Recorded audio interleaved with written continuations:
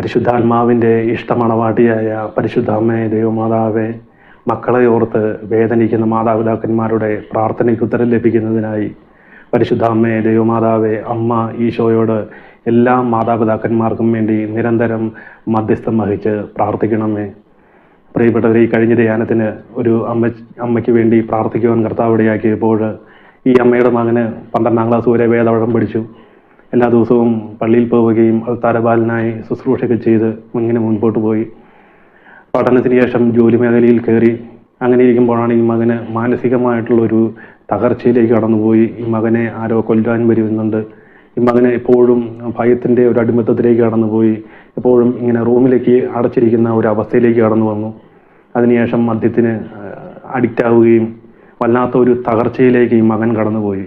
എന്നിട്ട് ഈ അമ്മ ഇരുന്നിങ്ങനെ കണ്ണുനീരോടുകൂടി പറഞ്ഞു, മകൻ്റെ ഈ ഒരു അവസ്ഥയിൽ നിന്ന് മാറ്റം വരുവാൻ ഈശോയോട് പ്രാർത്ഥിക്കണം. കാരണം ഞാൻ ഒത്തിരി പ്രാർത്ഥിക്കുന്നുണ്ട്, ഈശോ എൻ്റെ പ്രാർത്ഥനയ്ക്ക് ഉത്തരം നൽകുന്നില്ല എന്നൊക്കെ ഇങ്ങനെ പറഞ്ഞ് ഈ അമ്മ ഇങ്ങനെ കരയുവാൻ തുടങ്ങി.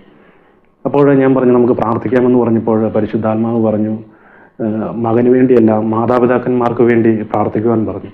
അങ്ങനെ ഈ മാതാപിതാക്കന്മാർക്ക് വേണ്ടി പ്രാർത്ഥിക്കാൻ തുടങ്ങിയപ്പോൾ 1-ാം പ്രമാണ ലംഘനവുമായി ബന്ധപ്പെട്ട് ചില കാര്യങ്ങൾ വെളിപ്പെട്ട് വന്നപ്പോൾ ഇവരോട് ഇത് ചോദിച്ചപ്പോൾ അവർ പറഞ്ഞു, ഞങ്ങളുടെ ജീവിതത്തിൽ ഇങ്ങനെ സംഭവിച്ചിട്ടുണ്ട്.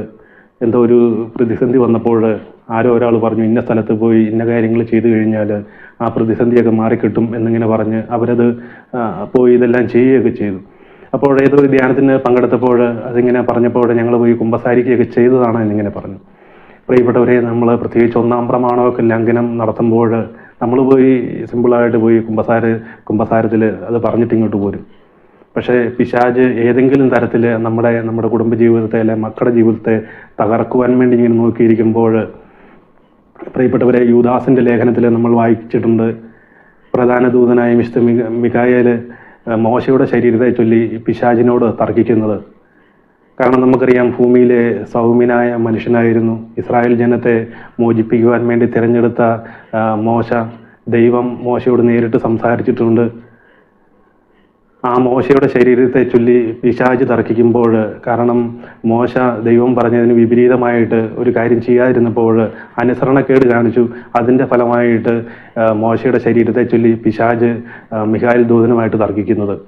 പ്രിയപ്പെട്ടവരെ, അപ്പോഴും നമ്മുടെ ജീവിതത്തിലൊക്കെ എത്രമാത്രം നമ്മൾ ഇതുപോലെയൊക്കെയുള്ള തെറ്റുകളൊക്കെ ചെയ്യുമ്പോൾ പിശാച് ഇതിനു വേണ്ടിയൊക്കെ നമുക്ക് വേണ്ടി കർത്താവിൻ്റെ സന്നിധിയിൽ വില പറയും. അവൻ അങ്ങനെ ചെയ്തിട്ടുണ്ടെങ്കിൽ, അവൾ അങ്ങനെ ചെയ്തിട്ടുണ്ട്, അതുകൊണ്ട് അവൻ്റെ മേലെ എനിക്ക് സ്വാധീനം വേണമെന്നൊക്കെ പിശാച് പറയുമ്പോൾ, പ്രിയപ്പെട്ടവരെ, ഇതിൽ നിന്നെല്ലാം വിടുതൽ കിട്ടണമെങ്കിൽ നമ്മൾ ഉപവാസമെടുത്തും നമ്മൾ കർത്താവിൻ്റെ സന്നിധിയിൽ വില കൊടുത്ത് പ്രാർത്ഥിക്കുമ്പോൾ ഇതുപോലെയൊക്കെയുള്ള പൈശാചിക സ്വാധീനങ്ങളിൽ നിന്നൊക്കെ നമുക്ക് വിടുതൽ ലഭിക്കും.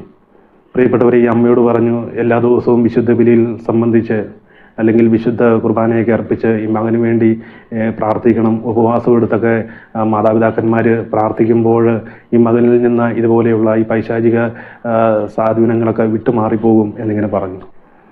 ഏതായാലും ഈ അമ്മച്ചയ്ക്കും ഈ മകനും കുടുംബത്തിനും വേണ്ടിയൊക്കെ പ്രാർത്ഥിച്ചു. കർത്താവ് ഇവരെ അനുഗ്രഹിച്ചു. പ്രിയപ്പെട്ടവരെ, ഞാനത് പറയുമ്പോൾ നമ്മൾ 1-ാം പ്രമാണമൊക്കെ ചെയ്യുമ്പോൾ നമ്മൾ സിമ്പിളായിട്ട് ഇങ്ങനെ ചിന്തിക്കും, 1-ാം പ്രമാണം ചെയ്തല്ല, എന്നാൽ ഞാനൊന്ന് പോയി കുമ്പസാരിച്ചേക്കാം. അങ്ങനെ കുമ്പസാരത്തിൽ ഏറ്റു പറഞ്ഞിട്ട് നമ്മളിങ്ങോട്ട് പോരും. പക്ഷേ പിശാച് ഏതൊക്കെ തരത്തിൽ നമ്മളെ വീഴിക്കുവാൻ വേണ്ടി അലറുന്ന സിംഹത്തെ പോലെ ആരെ വിഴുങ്ങണമെന്ന് ഓർത്തിങ്ങനെ ചുറ്റി നടക്കുമ്പോൾ, നമ്മുടെ ചെറിയ ഒരു മൈനസ് ഉണ്ടെങ്കിൽ അതിൻ്റെ അത്തൽ കയറി പിടിച്ച് പിശാച് നമ്മളെയും നമ്മുടെ കുടുംബത്തെയും ആത്മീയ ജീവിതത്തെയും ഭൗതിക ജീവിതത്തെയൊക്കെ തകർക്കുവാൻ വേണ്ടി ശ്രമിക്കും.